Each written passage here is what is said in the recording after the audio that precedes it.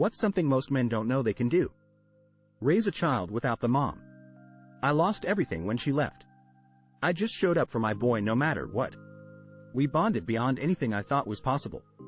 The system believes they belong with the mom. This doesn't mean you can't do it. Just dig no matter what forever. He's snuggling his girlfriend and puppy on the couch right now, and playing Minecraft, WTF. Okay, haven't done it perfectly. Leave her. Get breast cancer. Everyone has some amount of breast tissue naturally, and lower chances still aren't zero by any means. Ask an employee where something is in the grocery store. One thing that many men may not know they can do is to seek out emotional support and counseling when dealing with mental health issues or life stressors. Many men feel like they need to tough it out and not show vulnerability, leading to untreated mental health issues and a lack of support. However, seeking out help can lead to improved mental health and overall well-being. Fold your alls over the side of your ick so it looks like a sad hot dog. Fit a whole field cucumber in their SS. Ask other bros for help. Read the instructions for the furniture. Receive compliments. Probably never had one my whole life. I'm 33. Why did your so break up with you? She disappeared after I started to take pills to treat schizophrenia. I got way too serious way too quickly. I wanted to spend all my time with her and just smothered her. It's a bit embarrassing looking back at it. No, she's the only relationship I've had where I was Theon who got dumped. I like women with small oobs. She likes women with big asterisk oobs. Because I wanted him to stop seeing his affair partner.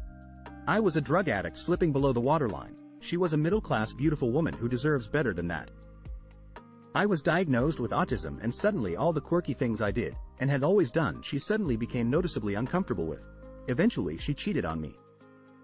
Because the babysitter he'd, 32, been cheating on me with finally turned 18. The so before my husband. At the beginning of the relationship, we were sexually experimenting with some very hard kinks. She started realizing it wasn't healthy, and I was a hypersexual dirtbag who was way too into all of it. Thankfully I have moved on from those things and I've done a lot of work on myself to change. But I still feel fucking horrible looking back and don't blame her at all. I just hope she is happy with someone that respects her and has unfathomably more empathy and understanding than I did. After being together for 6 years, 4 of them living together, one day she said, "I'm not happy." Packed all her stuff and left. Never seen her or talked to her ever since. I wish I could at least got a proper reason for either just to talk about what went wrong. Because I was a fucking idiot and used alcohol as a bad coping mechanism, and it got to the point where I was a horrible person when I was drunk. I miss her but don't blame her for leaving. She wanted kids. I didn't. What are signs that you are an unattractive person? A little kid will tell you. They're blunt and honest and don't even know it. The matches you get on dating apps are also attractive people. Nobody asks why you're still single. You get poor customer service no matter how friendly you are.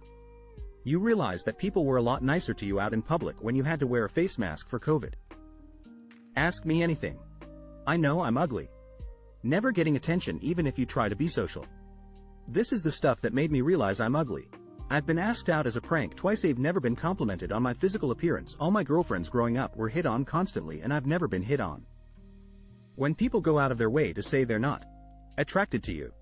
I've been trying dating apps in a major city and maybe get 1 swipe a week and they never reply. Anytime I've ever said anything bad about my physical appearance gets met with, "Well, you have a nice personality." I've been told I'm ugly many times, but I find a lot of people trying to imply it to me all the time.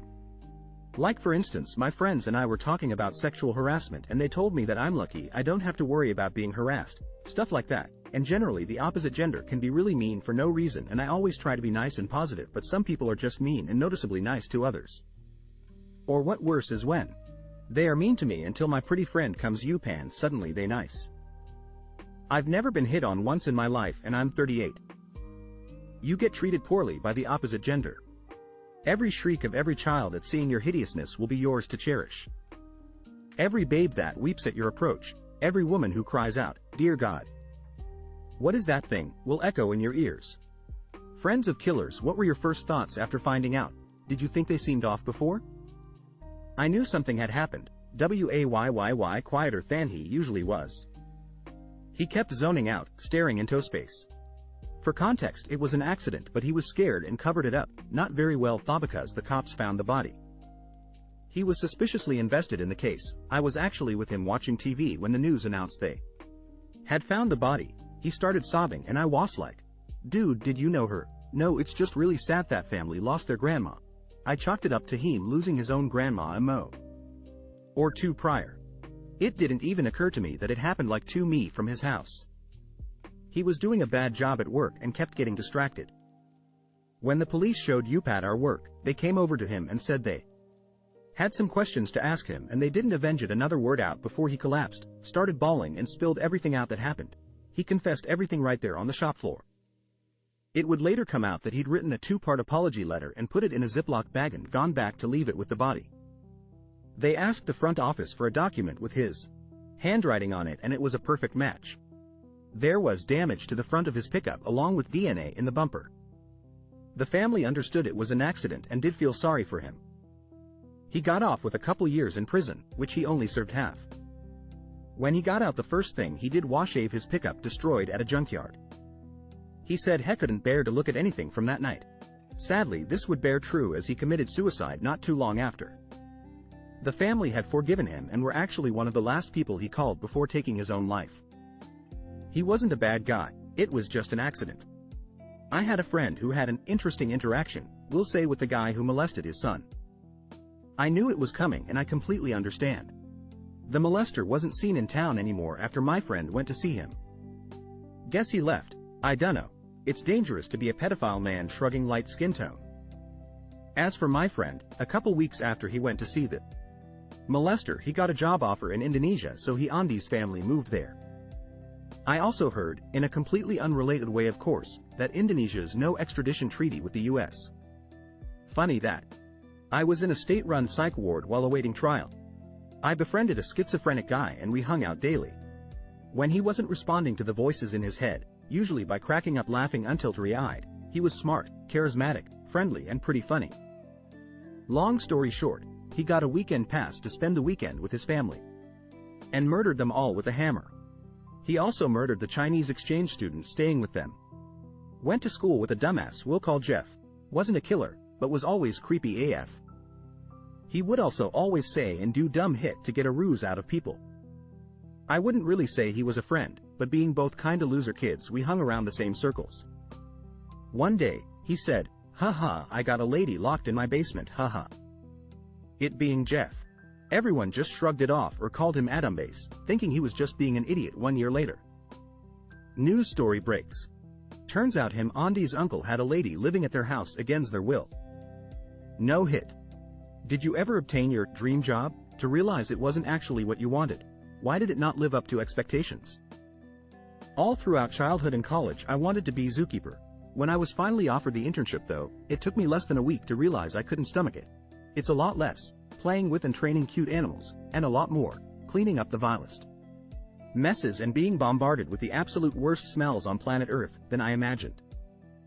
I worked a lot of physical demanding jobs during my 20s and had these recurring fantasies about working in a store, sitting all day waiting for people to buy something, and have all that free time. Well, a couple months ago I found that job. Great pay, some benefits, great bosses, but every day it's slower than the last, and weirdly enough I come back home tired from doing almost nothing all day long. TF with that. Now sometimes I fantasize about going back to my old job, where I would end up covered up in sweat and dirt, but at least there was a feeling of accomplishment. So dumb. I hated edit. Yes, I tried to use that free time on something educational. First it was programming, then knots, not sure why, got bored and started Portuguese to learn how to learn, so I could move to more serious subjects and stop abandoning interest in planning to study English formally instead of picking it up through memes, but I never get that right motivation, discipline, mental state to actually do it, to do anything at alley, just play mobile MOBAs for hours. What activity instantly calms you? Leaving work for the day. Listening to the sound of rain, the fresh smell of the sea, swimming, hiking, and birdwatching. Cuddling on the couch with my wife or my 2 little daughters. Those ladies are everything to me. The youngest isn't quite 1 yet, so she's still small enough to sleep on my chest, and I melt every time she does. The 3-year-old loves to sit on my lap and lean her back against my chest, and it's the greatest bit of love. My wife's body shape fits perfectly against mine when spooning, and there are times when she knows I've had a bad day that she will be the big spoon and just hold me, and I couldn't imagine feeling me loved and appreciated. All three of them make me feel like a matter in Dave, a place in the world. Marching in the streets, screaming a lighting heightened fire, fight with cops. Then again I'm French. Plans being cancelled.